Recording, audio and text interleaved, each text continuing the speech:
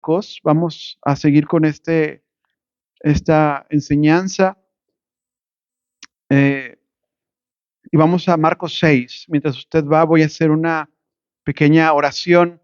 Gracias, Señor, por tu palabra. Gracias por la Biblia, Señor, por este regalo tan bello que es tu palabra, Señor, a nuestra vida. Te pedimos, Señor, que nos des la sabiduría para poder estudiarla correctamente, para poder, Señor, leer correctamente, pero también la sencillez de corazón para poder recibir lo que tú tienes para nosotros, Dios. Quita todo orgullo, quita toda soberbia, Señor, limpia nuestro corazón. En el nombre de Jesús. Amén y amén. ¿Verdad? La semana pasada, bueno, la antepasada, ¿verdad? Cuando nos quedamos en el estudio de Marcos, si usted recuerda, hemos estado hablando y llegamos al capítulo 6 y se acuerda que hemos dicho que Marcos tiene esta técnica, ¿verdad? Del sándwich, ¿verdad? Es imposible olvidar, se lo repito siempre, el sándwich, ¿verdad? Es muy fácil. Pero si usted recuerda la semana, bueno, la antepasada, ¿verdad? Vimos cómo hablaba Marcos acerca de Herodes. ¿Se acuerda de Herodes Antipas? Y cómo Herodes Antipas, ¿verdad? Manda a matar a Juan el Bautista. ¿Sí? Y esa era como que una historia intermedia, muy necesaria, que la vimos. Pero si hacemos memoria, antes de eso, habíamos hablado de Jesús en Nazaret. Y Jesús había predicado, ¿sí?, en la sinagoga de Nazaret. ¿Y se acuerda cuántos milagros hubo en Nazaret? Sí, hubo ninguno, dice la Biblia, a excepción de unos cuantos enfermos ahí, ¿verdad? Que Jesús sanó, que les impuso manos. Pero cuando Jesús llegó a Nazaret, la gente pensaba en Jesús como el hijo del carpintero, lo menospreciaron, ¿verdad? Y no pudieron recibir lo que Dios tenía para ellos. Y entonces Jesús, si usted recuerda, toma a sus discípulos y les dice, ¿saben qué? Vayan a las aldeas que están alrededor, vayan de dos en dos, no lleven bolsa, no lleven nada, quédense donde les den alojamiento todo el tiempo hasta que terminen de predicar en esa región, ¿verdad? Y nos vemos en tal punto, ¿verdad? Tal día, no sé. Y Marcos es lo que nos está relatando. Entonces, salen los discípulos, después Marcos hace una pausa para hablar de Herodes y vuelve otra vez a donde se había quedado, ¿sí? Con los discípulos regresando. Entonces vamos al versículo 30, ¿sí? Y hoy vamos a ver uno de los milagros, digamos, más importantes para la iglesia primitiva, que es la multiplicación de los panes y los peces. Dice el verso 30, los apóstoles se reunieron con Jesús y le contaron todo cuanto habían hecho y todo lo que habían enseñado. Y les dijo, vengan, vayamos nosotros solos al campo y descansen un poco, porque eran muchos los que iban y venían y no había tiempo para tomar alimento. Verso 32, y se fueron solos en una barca a un lugar solitario. Y cuando se iban, muchos los vieron y los reconocieron, y de todas las ciudades corrían a pie y llegaron al lugar primero que él. Verso 34. Al bajar de la barca, viendo Jesús a las grandes multitudes, tuvo misericordia, porque eran como ovejas sin pastor, y empezó a enseñarles muchas cosas. Siendo ya muy tarde, se acercaron sus discípulos a él y le dijeron, este lugar está desierto y ya es muy tarde. Despídelos para que vayan a los campos y a las aldeas circunvecinas a comprar alimento porque no tienen qué comer. Verso 37, ¿va conmigo? Pero él les dijo, denles ustedes de comer. Y ellos le dijeron, iremos a comprar por 200 denarios para darles de comer. Y él les dijo, ¿cuántos panes tienen aquí? Vayan y vea. Y cuando vieron le dijeron, 5 panes y 2 peces. Luego les ordenó a todos que se sentaran en grupos sobre la hierba verde. Y se sentaron en grupos de 100 y de 50. Y verso 41, entonces él, tomando los panes y los peces, levantó sus ojos al cielo y bendijo y partió el pan y lo dio a sus discípulos para que lo pusieran ante ellos. Luego repartieron los 2 peces entre todos y todos comieron hasta que saciaron. Y recogieron y llenaron 12 cestos grandes con los pedazos y los peces. Los que se alimentaron con el pan fueron, ¿cuántas personas? 5,000 varones. ¿verdad? Dice la palabra. Y este es el pasaje completo, ¿sí? De la multiplicación de los panes y los peces, la multiplicación milagrosa del alimento. Y este milagro es tan importante en la Biblia, para la iglesia es tan importante que es un milagro que se registra en los 4 evangelios. Todos los evangelios tienen este milagro, ¿verdad? Es decir, fue algo importante, no solo por el poder que se manifiesta, sino el significado teológico que esconde, ¿verdad? Este milagro y el mensaje que Jesús viene a darle a las personas que están con él. Sí, porque nos habla del carácter pastoral que tiene Jesús ante un mundo que necesita, ¿verdad? No solamente la enseñanza espiritual, pero también el alimento físico. Entonces, lo que nos dice la palabra, y recordando, ¿verdad? Los discípulos habían ido y entonces ahora regresan.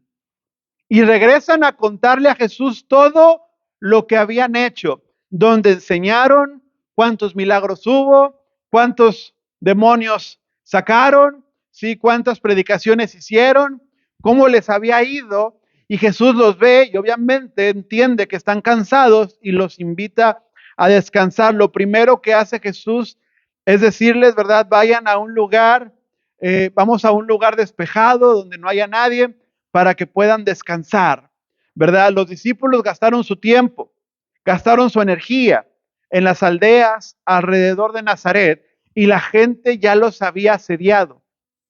Es decir, ya ni siquiera habían podido comer. No sé si tú has trabajado o tienes un trabajo donde haya habido ocasiones donde no te dejaron comer, donde los clientes no te dejaron comer, donde la gente, ¿verdad?, estaba sobre ti y el teléfono no dejaba de sonar. Los discípulos querían, apenas desenvolvían la hamburguesa, ¿verdad? Y ya habían llegado más personas con más necesidades o a querer aprender más cosas. Sí, ellos ni siquiera habían comido. Y Jesús viendo esto les dice, ¿saben qué? La única opción que ustedes tienen es ir a un lugar donde no haya nadie, ¿verdad? Y es importante que veamos esto. A Jesús no le importa si tiene que detenerse con tal de que los discípulos puedan tener el reposo necesario. A la gente le gusta ser productiva. Sí, en este país amamos, ¿verdad?, la productividad, porque hay demasiado trabajo que hacer y no hay tiempo para descansar. Pero el descanso, amado, es un concepto bíblico. Sí, el descanso es un concepto que se enseña en la palabra y tiene un propósito y la Biblia nos enseña también cómo hacerlo correctamente. Hay formas de descansar que honran a Dios. Y el trabajo, sí, cuando alguien ha trabajado honrando a Dios en la tierra, es necesario y está llamado a saber cómo descansar correctamente. Sí, bíblicamente hay buenos descansos y hay malos descansos. Los malos descansos son aquellos que no glorifican a Dios. Los malos descansos son aquellos que vienen como consecuencia de la mala productividad, de hacer lo que no conviene, ¿verdad? Pero el descanso que glorifica a Dios es aquel descanso que recupera la energía de la persona y que también le ayuda a conectarse con Dios en oración y en lectura de la palabra y en meditación bíblica. Sí, de pronto nosotros como hispanos tenemos esta cultura de que queremos trabajar los 7 días y eso es, y está, si te tocó una ocasión, a veces te toca, pero a veces parece sentencia, ¿verdad? A ver quién trabaja más días seguidos. Sí, yo cuando en mi trabajo en ocasiones llegan los clientes y me toca mucho con los hispanos, ¿verdad? A todos los americanos les pregunto, ¿cómo estuvo el fin de semana? Y te dicen, ¿verdad? Lo que hicieron, te cuentan, ¿verdad? Fueron al lago o hicieron esto. Y le preguntas a los hispanos si se la pasaron trabajando todo el fin de semana. Y porque en nosotros hay como que algo que nos dice, no, no puedes, siéntete culpable si descansas. Si tú te acuestas, si te sientas en el sillón a ver el aire, a ver las nubes, cómo caminan, entonces siéntete culpable porque no estás siendo productivo. Si aparentemente esto es algo que está en nuestra cultura, pero no es algo bíblico. Si la misma palabra nos enseña, 6 días Dios usa para trabajar y el séptimo descansa. Y no es que Dios requiera ocupar fuerzas, pero Dios nos está enseñando algo. Si requieres detenerte, Requieres aprender a dejar un día para darle gloria a Dios, ¿verdad? Porque no es competencia. Hay un concepto que es la diligencia. El Señor nos llama a ser productivos, pero así como te llama a ser productivo, te llama también a descansar cuando es necesario. Si los discípulos están cambiando el mundo, los discípulos están predicando el reino de Dios, están estableciendo el reino, ¿qué cosa más importante que esa? Pero hasta ellos requerían detenerse un día. Sí, y Jesús procura que eso pase con ellos, ¿verdad? El descanso es para que las personas recuperen energías, pero también para que glorifiquen a Dios a través de él. Así como, mira, nosotros decimos, por ejemplo, a los jóvenes, les decimos, estás soltero, la soltería es para ti, pero ¿qué nos enseña la palabra? ¿La soltería para quién es? Es para el Señor, ¿verdad? Entonces, si la soltería es para el Señor y el descanso entonces para quién es, también es para el Señor. A veces nosotros queremos separar como que ponemos una línea y decimos, esto es lo santo, esto es lo de la iglesia y esto es lo del mundo, esto es lo natural. Y aquí Dios no se mete. Pero en tu descanso Dios también está metido. ¿Sí? Entonces hay formas de glorificar a Dios a través de eso. Entonces tenemos que entender, y también hay una diferencia muy clara y debemos de conocer esa línea entre lo que es el descanso, porque está el otro extremo, el descanso y la pereza, ¿verdad? Los discípulos descansan porque habían estado ocupados muchos días. Sí, el ocio cuando está fuera de la diligencia de Dios, entonces no glorifica a Dios, sino que se vuelve pereza. ¿Recuerdas al rey David? ¿Cómo pecó con Betsabé? Sí, la Biblia dice que David era el rey de Israel y eran los tiempos en que los reyes salían a la guerra. Y estaba el pueblo en guerra. ¿Y dónde estaba Israel? ¿Y dónde estaba David? En el palacio, ¿verdad? A media tarde, levantándose a las 2 de la tarde porque toda la noche estuvo viendo series. Y entonces, en su vagancia, ve algo que no debe de ver. ¿Sí? Y ahí comienzas. Pero hay diferencia entonces entre el descanso bíblico que agrada a Dios, que glorifica a Dios, y también la pereza. ¿Sí? Los discípulos están cansados, pero están cansados por hacer la voluntad de Dios. Hay gente que se cansa mucho por no confiar en Dios. Hay gente que está muy cansada porque mentalmente está agotada por todas sus preocupaciones, porque no saben entregárselas al Señor. Hay gente que está muy cansada de hacer lo que no deben de hacer. A veces, cuando no queremos hacer lo que Dios nos está llamando a hacer, nos ponemos a hacer otra cosa para sentir que estamos haciendo algo. No sé si lo has visto con los niños cuando son chiquitos, ¿verdad? Les pides que recojan algo y no quieren hacer eso. Y se ponen a hacer otra cosa, como para decir, estoy ocupado, estoy haciendo algo, pero no es lo que tenías que hacer, ¿verdad? Entonces tenemos que ser sabios. Los discípulos están cansados porque están haciendo la voluntad del maestro. Y ahora el maestro los está llamando también a que vayan y descansen, ¿verdad? Están cansados, pero no por pecar, no por desobedecer, no por estar todo el día con la preocupación en la cabeza, sino están cansados por hacer la voluntad de Dios. Y ese es el orden que Dios propone. Se hace un trabajo conforme al mandato de Dios y después se glorifica a Dios descansando de ese trabajo. ¿Sí? No podemos darle gloria a Dios con el descanso si primeramente no glorificamos a Dios con lo que hacemos en nuestra vida. Cuida que tu trabajo, que lo que haces cada día realmente sea para glorificar al Señor. Que en tus labores diarias realmente puedas, ¿verdad?, darle gloria a Dios. Entonces tomamos en cuenta esto.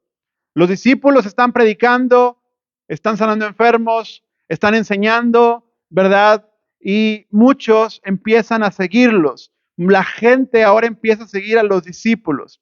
Ellos estaban constantemente en un estado de servicio. Se están dando por las personas. Las personas escuchan las enseñanzas, ven los milagros y algo la gente siente que dice, tenemos que seguir a estos tipos. ¿Sí? Algo traen ellos. Lo que ellos están enseñando, predicando, no es lo mismo que nos hablan en la sinagoga cada sábado. Algo está vivo en ese mensaje. Hay algo en lo que ellos predican y la gente empieza entonces a seguirlos, ¿verdad? Y ellos se ocupan. Ahora, fíjate bien lo que dice la palabra. Verso 31, Jesús les dice, vamos al campo y descansen. Pero dice ahí, eran muchos los que iban y venían y no tenían tiempo para tomar alimento. Y el 32 dice que se van solos a una barca, a un lugar solitario, ¿verdad? Desierto. Están solos en una barca donde nadie los alcance. Y cuando se iban, muchos los vieron y los reconocieron, y de todas las ciudades corrían a pie y llegaron al lugar primero que él, primero que Jesús. Estamos acostumbrados a que la gente reconozca a Jesús. La gente ve a Jesús y entonces la gente empieza a buscar a Jesús. Eso lo hemos visto en estos primeros 5 capítulos, ¿verdad? En una casa, ¿se acuerdan? Probablemente en la casa de Pedro, no podían comer, estaba la gente afuera, estaba la sala llena, no dejaban sí que Jesús comiera. Pero aquí ya no es Jesús al que están siguiendo. ¿A quiénes reconocen? A los discípulos. Ese es el que oró por mí, ¿verdad? Aquel es el que me predicó. Y entonces la gente empieza a seguir a los discípulos hacia donde ellos están. Por eso se juntaron 5,000. Sí, porque antes Jesús iba y un grupo seguía a Jesús. Pero ese grupo se multiplicó en 12. Y ahora son personas, las que son 12 grupos o 6 grupos, porque van de 2 en 2, los que van siguiendo a esos discípulos. Ahora reconocen a los discípulos y siguen a los discípulos hacia afuera de las aldeas. Cuando los veían pasar, ya no es ni siquiera que ellos los invitaban. Simplemente los veían, los reconocían y salían de las ciudades corriendo. Sí, porque alguien corría la voz, oye, va pasando Pedro, uno de los que andan con Jesús, ¿verdad? Y entonces se corría la voz en la aldea y la gente salía. Y salían hasta donde ellos se iban. Por eso, en este milagro vemos que están en un lugar desierto, porque la gente fue y los siguió hasta donde ellos iban a descansar. Fueron y los siguieron hasta la orilla, ellos estaban en una barca. Pero la gente reconoció a los discípulos. Ya son los discípulos los que arrastran multitudes. Ya no es solo Jesús, sino que también ellos. Por eso la palabra ahí en ese pasaje les llama apóstoles. Usa el término enviados, porque ya no los está presentando como aprendices, sino que ya los está presentando como gente enviada a hacer algo, si capaz de enseñar y capaz de orar por enfermos y capaz de predicar la palabra. Siempre va a ser más lo que pueden hacer los discípulos que un solo maestro.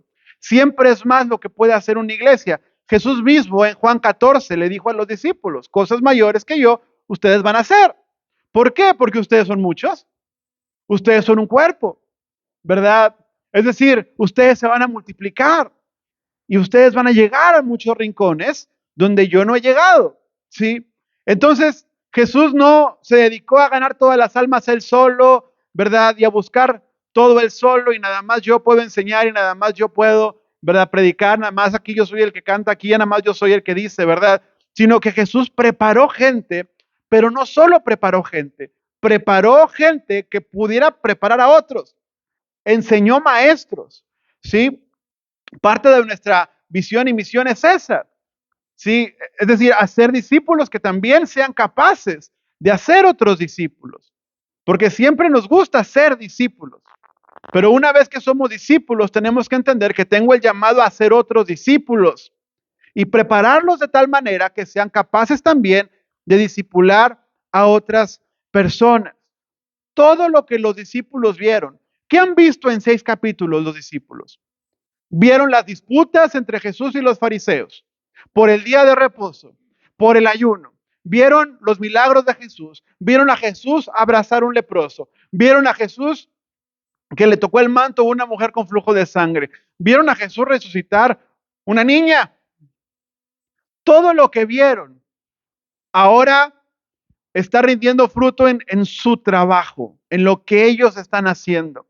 Por eso Marcos ahora les llama enviados, porque ahora tienen algo que hacer. Por ellos ahora se comportan como maestros que predican, como gente que ora por enfermos. Y ahora ellos también empiezan a ser seguidos. Ahora la gente empieza a reconocer a los discípulos y los empieza a seguir. Pero ¿sabes qué es lo hermoso? Que haz de cuenta que unos van siguiendo a Pedro, otros van siguiendo a Juan, otros van siguiendo a Mateo, pero todos llegan y convergen en un mismo lugar, a donde está Jesús. Somos como ríos que vamos y desembocamos al mismo lugar. Llevamos, ¿verdad?, el fruto al mismo lugar, que es Jesucristo. Pero ese es el discipulado. Sí, y eso es la meta del cristiano, eso es fructificar, eso es madurar en la fe. Madurar en la fe no solamente es mejorar mi carácter, madurar en la fe no solamente es vencer una tentación, ¿verdad? Sino es fructificar, alcanzar un nivel en el que mi enfoque ya son las demás personas. ¿Qué le pasa a la gente cuando se hacen padres? ¿Cómo cambió tu enfoque, verdad, cuando te hiciste padre? Cuando eres un adolescente, ¿en quién piensas? Piensas en ti, ¿verdad? En lo que quieres hacer, en que te quieres comprar un carro, en que quieres tener un trabajo, en que vas a ser rico, vas a ser millonario, vas a ser rapero. Cuando eres adolescente, tú vas a hacer todo. Y todo es por ti. Pero cuando tienes un hijo, el enfoque cambia, ¿verdad? Y ahora es, tengo que cuidarlo y que no se enferme y que crezca fuerte. Y entonces antes te daba orgullo otras cosas, pero ahora ya no te llama la atención lo que tenías antes. Ya no son los tenis que tenías antes lo que te llama la atención. Ahora es ver a tu hijo caminar lo que te llena de gozo. Cambia el enfoque. Y esa es la madurez, es parte del crecimiento. Y en el cristianismo tiene que ser igual. Hay un punto donde el creyente tiene que cambiar su enfoque del yo, ¿verdad?, hacia el otro. Si decía mi pastor Elisa, parecemos ovejas de Dios porque todo es me, bendíceme, dame, ayúdame, y siempre son los mes, pero nunca pensamos en la gente de alrededor. Y aquí los discípulos que han estado recibiendo enseñanzas de Jesús, ahora ya están dando de lo que Jesús les dio a ellos. Ahora ya están llevando a otros. Sí, ya son gente fructífera. No son perfectos, pero es gente fructífera. Verso 34, y dice ahí, y al bajar de la barca, Jesús vio a las multitudes que llegaron, ¿verdad?, de diferentes partes, y tuvo misericordia de ellos, porque eran como ovejas que no tenían pastor. Eran como ovejas sin pastor. Ahora, el plan inicial de Jesús no era un culto, ¿verdad? El plan inicial era descansar. Los discípulos apenas les dio tiempo para recostarse en la barca, pero llegaron las almas, ¿sí? Pero Jesús ve a la gente y entonces vio necesidad en las personas. Qué difícil es ver necesidad en las personas. Somos buenos para ver defectos, pero ver necesidad es más complicado. Jesús los ve y los ve se los imagina. Dice la Biblia, se conmueve, tiene misericordia de ellos porque los ve y Él los ve como ovejitas que no tienen un pastor. ¿Cómo anda una ovejita sin pastor? Anda perdida, ¿verdad? No se puede defender. ¿Qué puede hacer una oveja contra un lobo? Sí, nada, ¿verdad? ¿Qué puede hacer una oveja perdida? No puede hacer nada. Eran ovejas sin pastor. Y esta es una forma en la que Marcos vuelve a hacer una crítica, porque Marcos está constantemente hablando de este tema. Lo hizo con Antipas. Lo vimos estos domingos, ¿verdad? Cuando le llamó rey Antipas, o el rey Herodes. Pero lo que la Biblia nos dice es que el sistema alrededor de la gente los había abandonado. Hay un sistema político que es el de Herodes, que ha abandonado a las personas. Porque Herodes Antipas, si tú recuerdas, él quería ser llamado rey, él no quería ser tetrarca, él quería ser rey. Y entonces, varias de las cosas que hacía es que empezaba a construir cosas. Él construyó una ciudad llamada Tiberias, arriba de un cementerio. Los cementerios para los judíos eran inmundos. A Antipas no le importaba. ¿Sí? ¿Y de dónde salía todo ese dinero para hacer las obras arquitectónicas? De la gente. Y les cobraba impuestos cada vez más altos y más altos porque él quería, ¿verdad?, tener un nombre delante del emperador para poder ganarse esa posición. Pero la gente que ya de por sí ya era pobre, ahora se hizo todavía más pobre. Pero Jesús ve el esfuerzo de ellos, cómo salen de sus casas. No les importa, ¿verdad? Pero van a buscar el alimento de la palabra de Dios. Y entonces Jesús los ve y los ve así. El sistema político los abandonó. No se preocupó por la gente. Pero no nada más el político, también el religioso. Porque ahí estaban los fariseos. Y los fariseos nunca se pusieron del lado de la gente. Lejos de ellos, ¿verdad? De ser un alivio o de oponerse, o al menos ser una válvula de escape para las personas. Lo que ellos hacían era simplemente poner reglas. Era todo lo que sabían hacer, poner reglas, ¿verdad? Y la gente que ya de por sí estaba agobiada, que no podía ni con sus vidas, ahora encima tenía que cargar el peso de los fariseos, quienes hacían el cielo tan chiquito que nadie era capaz de caber ahí. ¿Sí? Y entonces Jesús los ve y los ve abandonados. Nadie está con ellos, ni el gobernador, ni tampoco las sinagogas, ni el líder religioso. No hay nadie que esté al favor del pueblo. Son ovejas sin pastor. Ve sus caras, ve su desesperación. Apenas tienen lo básico para sobrevivir. Es gente maltratada, gente sin rumbo, ¿verdad? Como cuando ves un niño perdido, cuando ves un gatito, ¿verdad? Que acaba de nacer y ya no tiene su mamá y lo ves ahí, ¿verdad? Que no haya qué hacer. Así estaban las personas, así estaba la gente del mundo. Lo interesante aquí sería primero ver, imagina que Jesús baja en Lufkin y ve a nuestra sociedad y nos preguntaríamos si él vería a nuestra sociedad como ovejas sin pastor. Porque si es así, entonces la responsabilidad caería sobre nosotros como iglesia y con lo que estamos haciendo, ¿verdad? Pero Jesús nos enseña entonces a ver detrás del rostro de las personas. Aprender a ver lo que la gente no te está comunicando con palabras. Jesús es capaz de sentir compasión por las personas. Ahora, cuando dice compasión, en la antropología antigua, el entendimiento de lo que era la compasión tenía que ver con los órganos nobles, el corazón, los pulmones, el hígado, es decir, algo que viene de adentro. Sí, básicamente lo que la Biblia te dice es que a Jesús se le removieron las entrañas cuando vio a la gente. No es una compasión intelectual, ¿sí? Como cuando vas en el carro y ves a alguien pidiendo dinero y dices, pues le tengo que dar porque si no quedo mal. No es ese tipo de compasión, es algo que te remueve lo más profundo de tu corazón, ¿verdad? Que te duele en el estómago cuando ves a la gente en esa situación. Y ese es el dolor de las personas que Jesús puede identificar. Muchos de los adultos que tú ves hoy en día son niños maltratados, que crecieron, pero que siguen con esa herida ahí. Son gente abusada, son gente menospreciada, gente que tiene recuerdos, ¿verdad? Muy dolorosos de su infancia o de su juventud.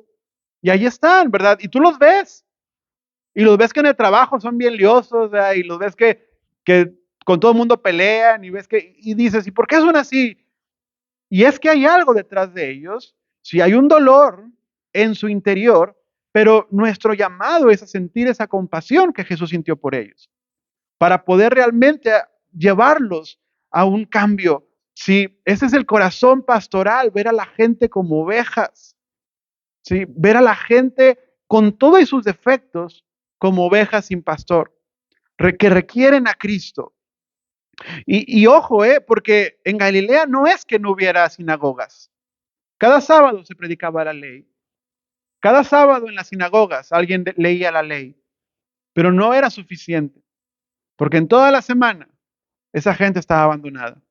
Sí, y es lo que la gente, es lo que Jesús vio en estas personas, ovejas sin pastor. Sí, él no las ve y empieza a sacar sus conclusiones. ¿Qué decimos nosotros cuando vemos a las personas? Están así porque quieren estar así, ¿verdad? Están así porque decidieron estar así. Están así porque...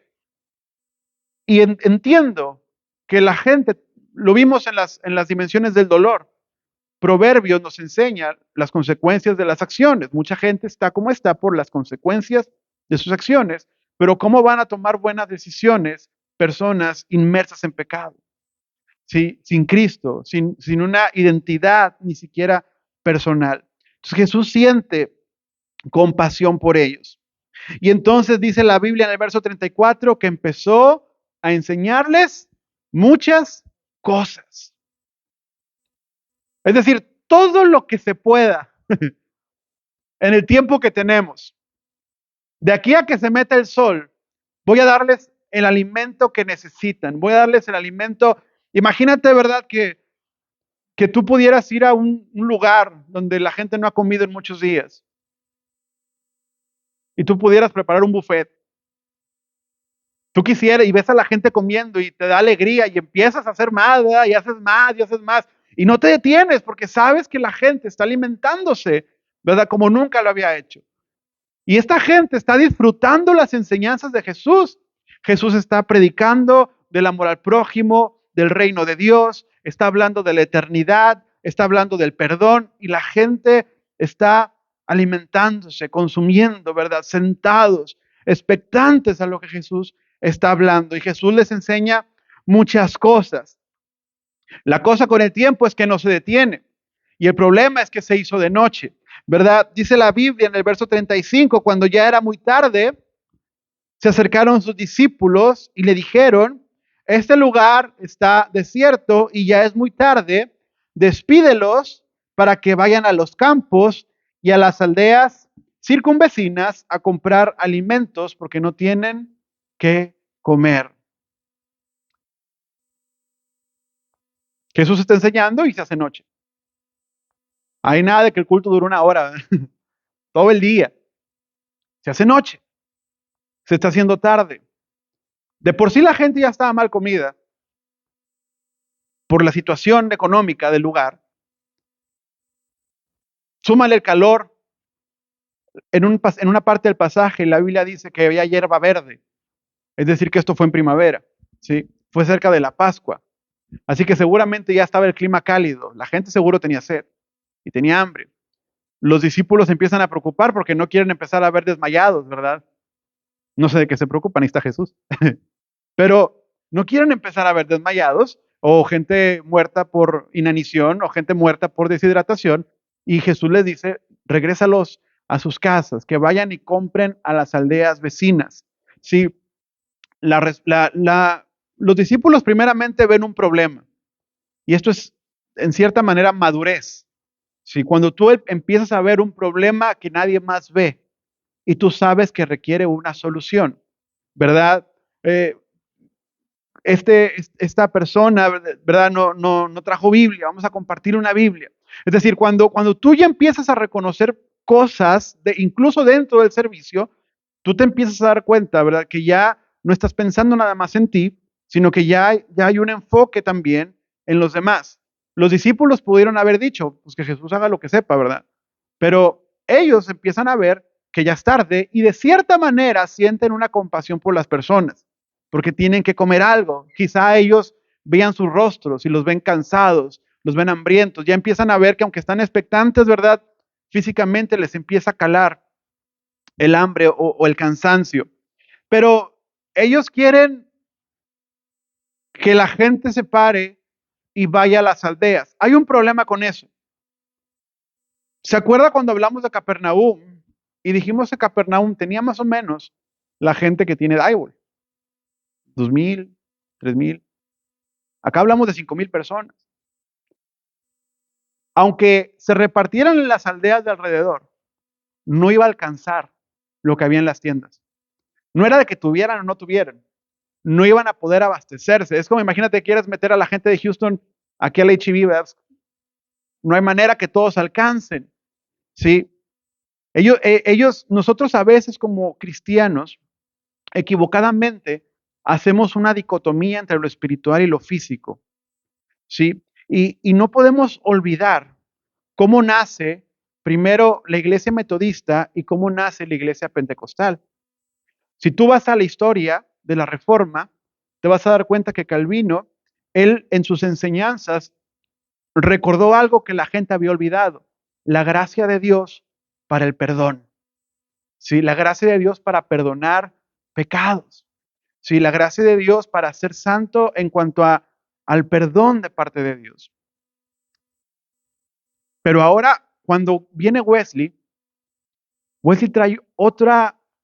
trae un concepto de la iglesia primitiva que también estaba olvidado y lo regresa. La gracia de Dios para vivir en santidad. La gracia de Dios para practicar amor en santidad. Y entonces el metodismo nace predicando la santidad que lleva a la gente a amar a las personas, y el pentecostalismo nace en los lugares más bajos de las regiones, ¿verdad? Donde la gente no tiene acceso ni a lo básico, donde están los reprimidos, donde está la gente ignorada. Lo que quiero decir con esto es que el crecimiento en la santidad del creyente no solo se visualiza en su comportamiento. Es decir, la meta de Dios no es nada más que dejes el vicio. O sea, no es nada más que dejes de hacer lo que estabas haciendo. La meta es que esa santidad crezca a tal punto que ahora vas a empezar a servir a los demás. Y vas a empezar a preocuparte por los demás. Primero, lo primero que ves en una persona que está entrando en su relación con Dios es que empieza a ser diferente con la gente. Más amable, más atento, más paciente. Pero esa santidad va creciendo, va creciendo, va creciendo hasta que te empieza a importar la gente. Y te empieza a importar si ya comieron. Y te empiezan a importar si pagaron sus biles o no los pagaron. Te empiezas a preocupar por las personas, ¿verdad? Es decir, ya no es nada más lo que yo vivo, sino que me preocupan los demás. Lo que los discípulos querían hacer es, ya les alimentamos el espíritu. Ahora que ellos vayan y alimenten su cuerpo, ¿verdad? Pero Jesús los lleva a que ellos sean quienes los alimenten. Sí, hay algo, la santidad te va a llevar a preocuparte por las necesidades básicas de las personas. Te vas a preocupar porque se alimenten de la palabra, pero te vas a preocupar porque también puedan vivir correctamente. Y yo sé que tal vez no te va a alcanzar para mantener gente, pero sí que te vas a preocupar por la situación de las personas. Y vas a hacer lo posible. Y los discípulos quieren abdicar esa parte. A veces nos gusta la dicotomía y nada más encargarnos de lo espiritual. Y entonces la otra parte como que, hacer como que no importa, ¿verdad? Es triste cuando uno ve personas en situaciones. La otra vez nos topábamos una mujer que no era de aquí, o sea, era americana, pero no era de aquí de Texas, venía de otra parte, ¿sí? Y estaba sentada en una escalera en una iglesia. Y obviamente cuando una persona se sienta en una escalera en una iglesia es porque está esperando que alguien le abra la puerta y le dé algo, ¿sí? Y había carros estacionados, había gente adentro, pero nadie la abrió. Entonces a veces hacemos esta separación y creemos que si alimentamos el espíritu estamos bien, mientras que a la gente no le damos lo más básico que a veces necesitan. Sí, a veces a la gente tanto les sirve tu oración, tu predicación, como les puede servir una torta, como les puede servir un abrazo, como les puede servir que les preguntes, ¿verdad? ¿Cómo ha estado su día? Sí, la gente requiere eso. Y los discípulos quieren abdicar esa parte. Ellos dicen, Jesús, despídelos, acaba el culto y que cada quien se vaya a las aldeas. Ellos saben que no hay suficientes aldeas para la cantidad de gente que hay. Pero la forma en la que ellos están pensando es, pues vamos a dejárselo al mercado. El que traiga más dinero o el que pueda negociar mejor o el que corra más rápido y agarre primero las cosas. Y los que no, pues, ni modo, ¿verdad? ¿Qué podemos hacer? Si ellos quieren dejárselo al sistema, pero Jesús se hace responsable. No se lo vamos a dejar al sistema, porque si el sistema fuera de Dios sería perfecto, pero el sistema es de humanos, es imperfecto. Sí, entonces a veces como cristianos queremos que el gobierno, que el mercado, ¿verdad? Que un diputado, que un presidente haga la parte que también a la iglesia le corresponde hacer. En el verso 37, Jesús les dice, denles, ¿quién? Ustedes de comer. Jesús agarra la pelota, ellos están aventando la pelotita, ¿verdad?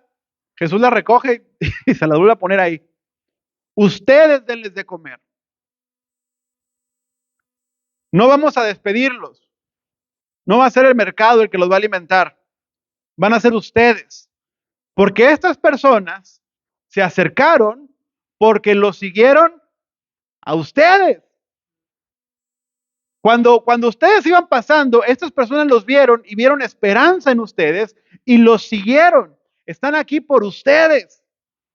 Y mientras era temprano y estaba la multitud, ustedes estaban encantados. Mientras la gente tomaba fotos y ponía hashtag en Instagram, ¿verdad? Estoy aquí con Jesús y con Pedro, te gustaba. Pero cuando la gente se volvió un problema, ya no te gustó. Mientras eran multitud que te hacían un reconocimiento, que te daban cierta fama o que de alguna manera te gustaba porque estaban llenando la iglesia, te gustó. Pero en cuanto se hizo de noche y esas personas se volvieron carga, entonces los quieren despedir. Y Jesús no se los va a permitir, ¿verdad? Si los siguieron a ustedes y si vinieron por ustedes, ustedes les van a dar de comer. El discipulado siempre, la misión del discipulado siempre va a exceder los recursos calculados.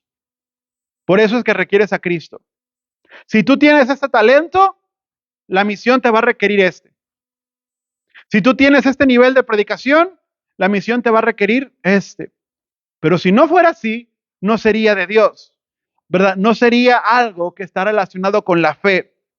Entonces, dice el verso 38, Jesús les dice, ¿cuántos panes tienen? Vayan y vean. Y cuando vieron, le dijeron, 5 panes y 2 peces. Conoce lo que Dios te dio. Lo poquito que tú crees que tienes es lo que Dios va a usar para bendecir a otros. Ese poquito talento que tú crees que tienes para orar por otros, Dios lo va a multiplicar para que ores por gente. Eso poquito que crees que Dios te dio, es lo que Dios va a utilizar para que otros sean bendecidos. Para que no digas que fue por tus fuerzas, sino que vino de parte de Dios. Ese don milagroso, ese talento milagroso, eso que se multiplicó, ¿verdad? Porque ¿quién va a alimentar a 5,000 personas con 5 panes, ¿verdad? Pero es necesario que haya algo. Reconoce lo que Dios te dio. No seamos negligentes con el Señor y digamos que no tenemos nada. Tenemos algo. Lo que Dios te está pidiendo es lo que yo te di, ponlo delante de mí para que yo lo multiplique. La carga por las personas es buena. Qué bueno que tengas carga por la gente. Gloria a Dios que tenemos carga por las personas. Pero no podemos quedarnos solamente en la carga. Es necesario que vayamos más allá de la carga y dejemos que Dios actúe a través de nuestra vida. Si tú tienes que ser ese milagro en la vida de alguien, tú tienes que ser esa persona que alguien diga un día, justo cuando me iba a suicidar, ¿verdad? Se me atravesó esta persona. Justo cuando pensé que mi matrimonio ya no tenía esperanza, se me atravesó esta persona. Justo cuando iba a ser una locura, se me atravesó esta persona. Y entonces conocí a Jesús. Tú tienes que ser esa persona. Tenemos que ser esas personas. ¿Sí? Los discípulos querían traer de fuera. Vamos a comprar los panes de afuera. Que vengan los peces de afuera. Sí, a veces queremos que Dios traiga. Que Dios traiga a la iglesia, ¿verdad? Que Dios traiga gente que predique. Que Dios traiga gente que ore por enfermos. Y los que tenemos acá, aquí hay talento. Aquí hay panes y peces para alimentar multitudes. Si no busques afuera, ve lo que Dios te dio y úsalo para la gloria de Dios. Y entonces cuando haces eso, pasa lo que está en la palabra. Los discípulos van y le llevan los panes a Jesús. Y ahora sí, Jesús es el que va a hacer todo. Jesús toma los panes, Jesús bendice los panes, Jesús parte los panes y Jesús se lo da a los discípulos para que los repartan. Y empieza la multiplicación. Y lo que eran 5 panes se vuelve entonces el alimento de 5,000 personas, más mujeres y niños. 5,000 varones, más mujeres y niños. Pero es necesario entonces que esté este grano, ¿verdad? Este concepto de fe en nuestra vida. Es mucho lo que Dios te ha dado en las manos del maestro. En las manos del mundo son 5 panes. Pero en las manos del maestro es suficiente para alimentar a toda una generación.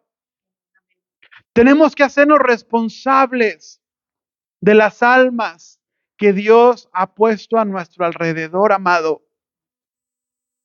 porque están pasando por nuestras manos para ser alimentadas. Tu trabajo como discípulo no termina cuando invitaste a alguien a la iglesia. Mi trabajo como discípulo no termina cuando hago un post, ¿verdad?, en Facebook para que vengan a la iglesia.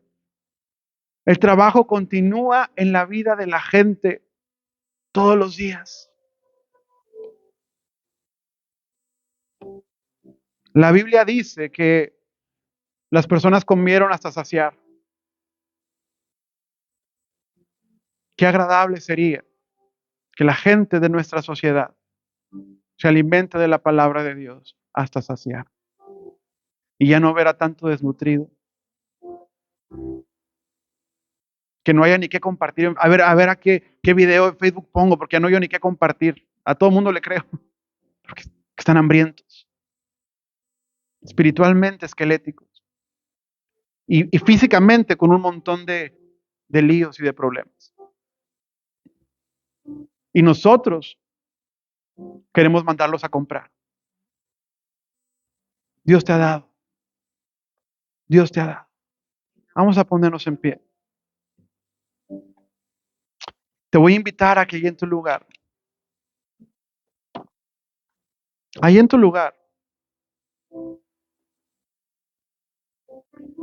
en un acto de fe, le presentes al Señor tus panes y tus peces.